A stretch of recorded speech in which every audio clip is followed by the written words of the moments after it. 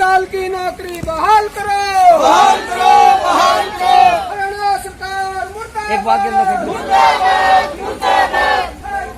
जुर्म की टक्कर में संघर्ष हमारा नारा है, जुर्म की टक्कर में संघर्ष हमारा नारा है। जिंदाबाद, जिंदाबाद।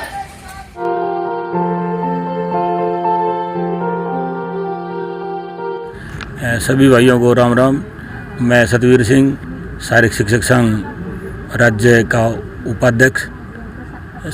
मैं इस चैनल के माध्यम से सभी को अवगत कराना चाहूँगा कि जो 2010 में भर्ती हुई थी, ये कैंडिडेट के हिसाब से जो पीटीआई भर्ती हुए उनके हिसाब से बिल्कुल फेयर भर्ती थी।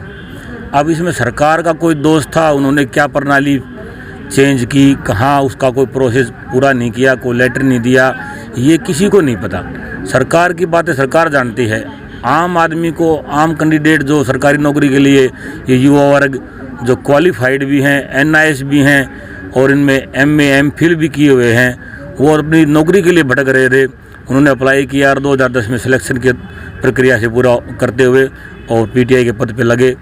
जिस दिन से ये 1983 पीटीआई हरियाणा में आए, क्योंकि मैं पहले भर्ती का हूँ, तो मैं विश्वास दिलाना चाहता हूँ जनता को कि जिस दिन से 1983 साथी आए थे, वेल क्वालिफाइड और बड़े ही होनहार और वेल डिसिप्लिन्ड साथी हैं। इनके आने से हमें इतना सहयोग मिला कि पूरे हरियाणा को खेलों के मामले में, अनुशासन के मामले में इंटरनेशनल लेवल पे हरियाणा का नाम कर दिया। सरकार अच्छी तरह जानती है कि हमारे प्रदेश से कितने अच्छे अच्छे खिलाड़ी कई गेमों में जो गोल्ड मेडल लेके आए हैं, ब्रॉन्ज मेडल लेके आए हैं, ओलंपिक में उन्होंने पताका फहराई है, इंटरनेशनल लेवल पे नाम कर दिया। सभी साथियों की बदौलत की हुआ है। आज सरकार इनका रोजगार छीनकर इनके परिवार को आर्थिक तंगी में ला करके इनके साथ अन्याय कर रही है। ये न्याय संगत नहीं है। पूर्ण फैसला आया और उससे भी अन्यायपूर्ण काम इस सरकार ने किया कि जैसे ही जो है ना मामला आता है, फाइल चला देते हैं, जबकि माननीय सुप्रीम कोर्ट ने भी ये कह रखा है कि लॉकडाउन ख़त्म होने के बाद 5 महीने के अंदर भर्ती प्रक्रिया अपनानी है। कहीं ये नहीं कहा कि इन साथियों को घर बैठा दो, इनको रिलीव कर दो। सरकार एक तरफ तो कहती है कि हमारे पास जो है ना इतने संसाधन हैं, इतने टीचर हैं, सारी व्यवस्था ठीक है, और दूसरी तरफ इन साथियों को एक आदेश से, एक तुगलकी फरमान से इनको 1 मिनट में रिलीव कर दिया। और उस टाइम रिलीव किया जबकि ऑफिस भी बंद हो जाते हैं। 5 बजे के बाद आदेश आता है 1 जून को कि सभी को हटा दिया जाए। 5 बजे के बाद सभी अधिकारियों ने अपने अपने रजिस्टर में रिलीविंग निकाल के व्हाट्सएप पे रिलीविंग भेज दी, किसी ने स्पीड पोस्ट भेज दी। ये कौन सा फरमान है? मैं सरकार से पूछना चाहता हूँ कि सरकार जवाब दे कि क्या उनकी कोई जवाबदारी नहीं बनती? इनके पेट पे लात मार करके क्या वो राज कर सकेंगे?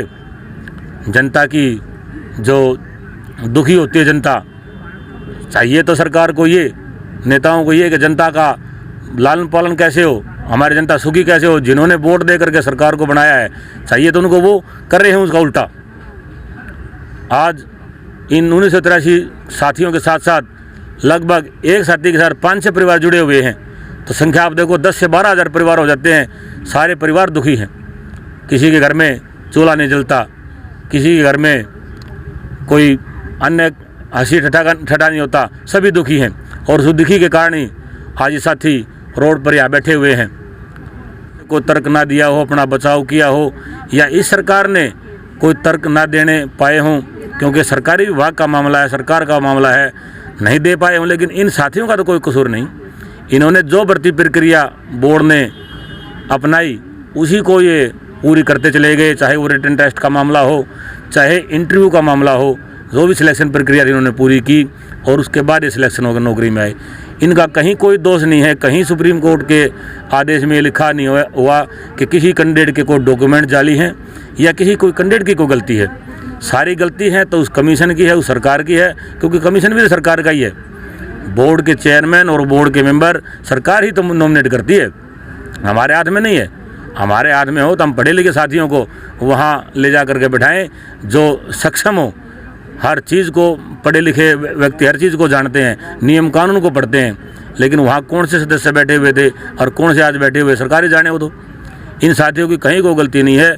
मैं आपके माध्यम से जनता को ये बताना चाहता हूँ कि 1983 जो ये साथी हैं, इनके परिवारों के साथ कितने परिवार, किसी की शादी इस नौकरी के साथ हुई है, किसी के बच्चों की शादी इस नौकरी के ऊपर निर्भर करती है, किसी ने मकान अपने ऊपर छत रखने के लिए मकान बनाया, उसकी EMI बड़ी बड़ी EMI ये भर रहे हैं। क्योंकि कर्मचारी के पास होता क्या है, एक तनख्वाह जो उसका सहारे के लिए होती है, उसके ऊपर वो कुछ भी कार्य करने में सक्षम हो जाता है। एक रोज़गार के ऊपर वो लोन ले लेता है, कोई छोटा मोटा अपना आजीविका के लिए काम करता है। जब वही छिन गया तो अब ये कहाँ जाएंगे? कुछ दिनों में बैंक वाले इनके घर पे आएंगे, कोई कुड़की का ऑर्डर लेके आएगा, किसी की सगाई छूटेगी। बहुत से साथी तो इस गम में, जिस दिन ये फैसला आया था 8 तारीख को, 9 तारीख को एक साथी बालन से रोहतक ज़िले में है, उसको हार्ट अटैक हो गया। बहनें बैठी हुई हैं, अगर मान लें इनको ज़रूरी काम के लिए जाना पड़ जाए, यूरिनल के लिए जाना पड़ जाए तो कहाँ जाएंगे? प्रशासन से भी हमने गुहार लगा के देख ली, प्रशासन ने भी हमारी नहीं सुनी। मोबाइल टॉयलेट की व्यवस्था भी कोई नहीं है, पानी की व्यवस्था भी नहीं है, अपने आप ढोल घर से ठाके लाए हुए हैं।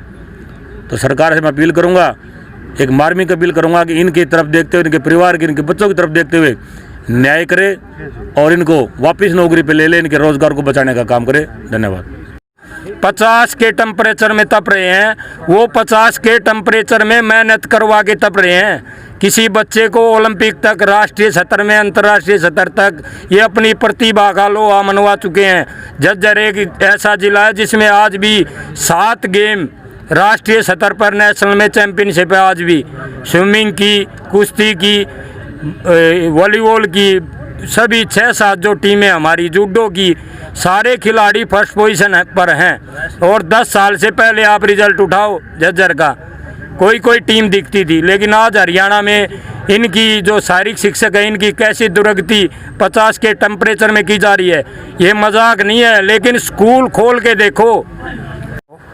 नमन करते हैं कोटि कोटि, वो बॉर्डर पर लड़ रहे हैं।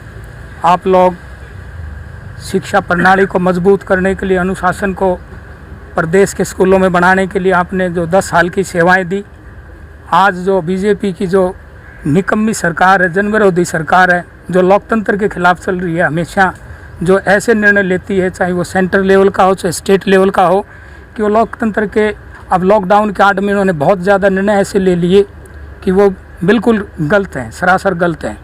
रही बात आप लोगों की चयन प्रक्रिया, सब ने बताया कि चयन प्रक्रिया जो है, सुप्रीम कोर्ट ने भी यही आदेश दिया है कि चयन प्रक्रिया गलत है। तो चयन प्रक्रिया जो करने वाले हैं वो बोर्ड के चेयरमैन हैं, बोर्ड के सेक्रेटरी हैं, बोर्ड के उस समय के जो मेंबर हैं वो हैं।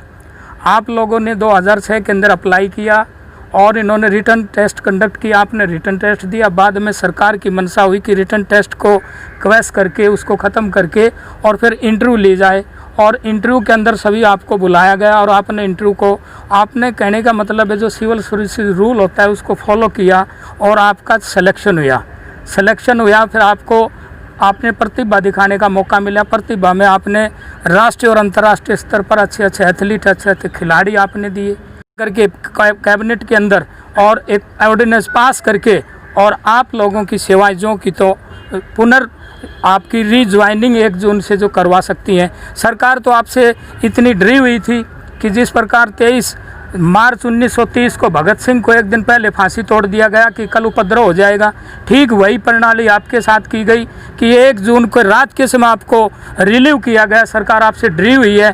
क्यों? क्योंकि सरकार गलत काम कर रही थी। सरकार की नैतिक जिम्मेवारी होती है कि आपको यदि सर्विस से बाहर किया जाता है, जो टर्मिनेट किया जाता है, तो 3 महीने का शो कॉज नोटिस दिया जाता है। न तो आपको शो कॉज नोटिस दिया गया, न आपसे किसी प्रकार का एक्सप्लेनेशन मांगा गया, न सुप्रीम कोर्ट के आदेशों का पालन किया गया। लॉकडाउन और हो जाता है तो लॉकडाउन और होने के 5 महीने के अंदर आपका प्रोसेस पूरा होना चाहिए। ये कहीं नहीं लिखा गया है कि 1983 जो पीटीआई हैं इनको रिलीव किया जाए और रिलीव करके फिर भर्ती किया जाए। एक तरह उसका हम पालन कर रहे हैं, ठीक है, सुप्रीम कोर्ट का, माननीय सुप्रीम कोर्ट का हम सब पालन करते हैं, लेकिन सुप्रीम कोर्ट का पालन एक तरफ से तो खट्टर सरकार कहती है कि सुप्रीम कोर्ट का पालन करते हैं, नई भर्ती प्रक्रिया करनी, तो नई भर्ती प्रक्रिया के अंदर ये कहाँ कहा गया है कि इनको पहले रिलीव करो और फिर करो, तो ये भी इनका कोर्ट कंटेम्प्ट बनता है।